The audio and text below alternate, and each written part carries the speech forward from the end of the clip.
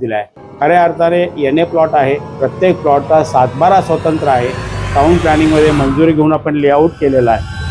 Sir नमस्कार। नमस्कार। Sir आज मी सातारामधून आलेली आहे। आपल्या सातारामधील खिंडवाडीमध्ये असणाऱ्या साईराज लक्ष्मी सिटी या प्लॉटिंग साइट बद्दल अधिक माहिती जाणून घेण्यासाठी तर थोडासा वेळ द्याल का? मोरे साहेब नमस्कार। तुम्हाला भेटून खूप छान वाटलं आणि बऱ्याच दिवसांपासून आमच्या सातारकरांची आणि माझी सुद्धा एक मस्त म्हणजे खूप दिवसांची इच्छा होती की व्हायचं तुमचं ऑफिस बघावं। खरंच खूप छान ऑफिस आहे आपलं, खूप छान वाटलं इथे येऊन। आणि सगळ्यात महत्त्वाचं म्हणजे आता अशी माहिती विचारायची आहे मला की आपली सातारा मध्ये खिंडवाडीमध्ये साईराज लक्ष्मी सिटी नावाची आपली साईट आहे, प्लॉटिंग साईट आहे। तर त्याच्यामध्ये म्हणजे असं वैशिष्ट्य काय, ती निर्माण कशी झाली, तुम्ही निर्माण कशी केली तिला, आणि त्याच्यामध्ये मूलभूत गरजा काय आहेत सातारकरांसाठी तुम्ही दिलेल्या, आणि प्लस सर्वसामान्य नागरिकांना म्हणजे सातारकरांना आणि ब्रोकर्सना याच्यात काय फायदा आहे, काय तोटा आहे, हे पण तुम्ही मला सांगितलं तर फार बरं होईल।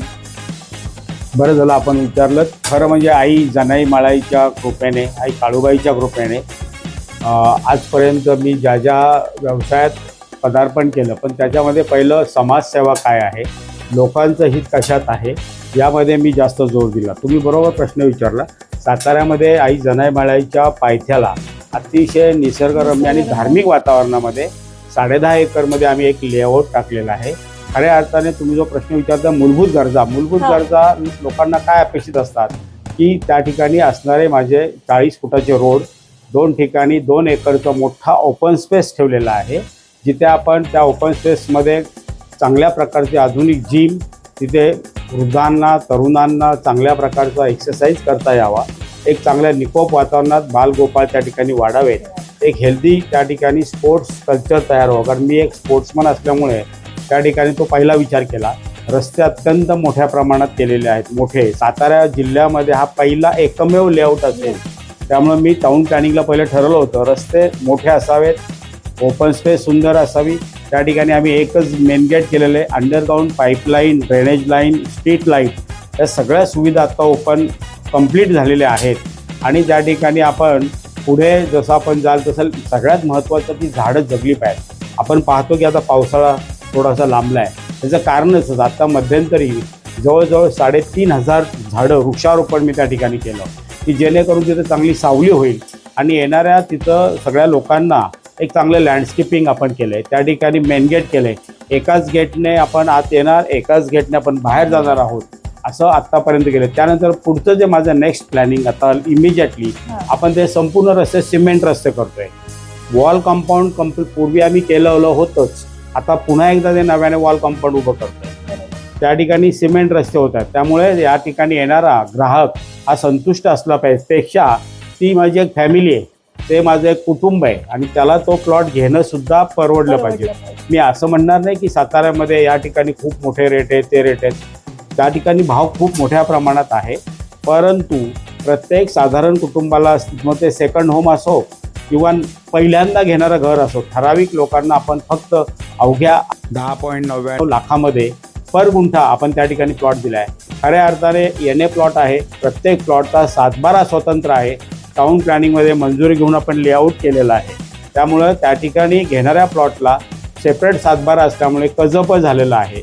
पाण्याची सुविधा म्हणाल तर 2 ठिकाणी ग्रामपंचायतीने मोठ्या प्रमाणात वॉटरच्या मोठ्या टाक्या बांधलेल्या आहेत आणि आपली स्वतःची मोठी एक विहीर आहे। मोठं त्या ठिकाणी जवळजवळ 60 फूट रुंदी, 100 फूट खोल अशी विहीर आहे। आजही त्या विहिरीला आता पाणी आहे, ते पाणी आपण सगळ्या प्लॉटला फिरवले।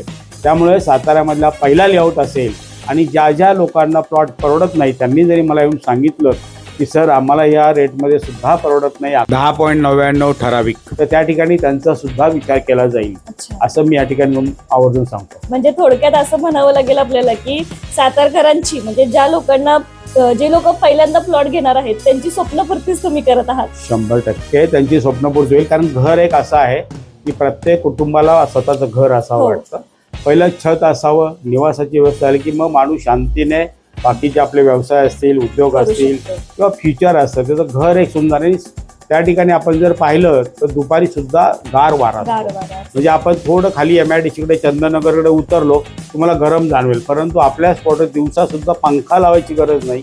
त्या ठिकाणी काही लोकांना जर घरं बांधून हवी असतील तर ती सुद्धा आपण काही बंगले त्या ठिकाणी बांधलेले आहेत ती सुद्धा घर आपण त्यांना देऊ शकू. तशा पद्धतीत पण जर एखाद्याला वाटलं मला 2 महिन्यात घरकुल हवंय तर ते टाउन प्लॅनिंगची मंजुरी घेऊन टीपी सँक्शन करून आपण ते बांधकाम केलेले आहेत. साईड मार्जिन सोडणे, टीपी मंजुरी घेऊन ते घर आपण पूर्ण केलेले आहे. अच्छा. आणि शाळा कॉलेजसाठी किंवा म्हणजे मूलभूत गरजा पूर्ण करण्यासाठी दवाखाना किंवा हायवे टच काय आहेत का सोयी? आपण हायवे पासून अवघ्या 2 किलोमीटर अंतरावर आपलं लोकेशन आहे. हायवेवर उभं राहिलं की आपलं मेन गेट जे आहे ते मेन गेट दिसतं. आणि उर्वरित प्रश्न आहे ते स्कूलसाठी एक चांगलं टाउनशिप उभं राहिलं, जवळ कुठली शाळा आहे त्यांच्याशी आम्ही टायप करू. वेळ पडली तर फ्री ऑफ चार्ज आम्ही त्या मुलांसाठी 2 बसेस आमच्या खर्चाने फ्युचर लॉंग टर्मसाठी मी माझ्या खर्चाने 2 बसेस ठेवून मुलांची व्यवस्था करू शकतो. खूपच छान. सातारकरांसाठी एवढं सगळं करताय. आणि आई जानाई मळाईच्या पायथ्याशी ही आपली साईट आहे. तुमचं सगळं सांगणं ऐकूनच मला म्हणजे अशी इच्छा झाली की कधी एकदा साईटला व्हिजिट करते. तर सर मला तुमच्यासोबत साईट बघायची आहे, तुम्ही मला दाखवाल का? निश्चित आई जानाई मळाईच्या कृपेने मी साईटवर येतो. आपण या.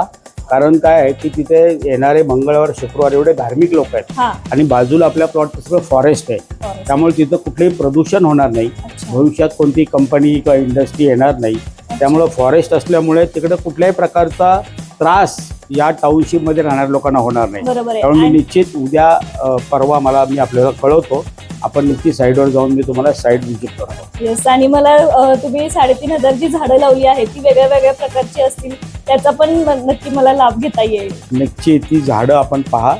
4.5-5 वर्षाची झाडं आहेत. 15 फूट उंचीची झाडं आता मी आणलीत ती लावलीत आणि त्याला सगळं आपण हे केलेलं आहे. पाण्याची पूर्ण व्यवस्था केलेली आहे. आपण निश्चित साईडवर जाऊन बघूया. चालेल सर. धन्यवाद.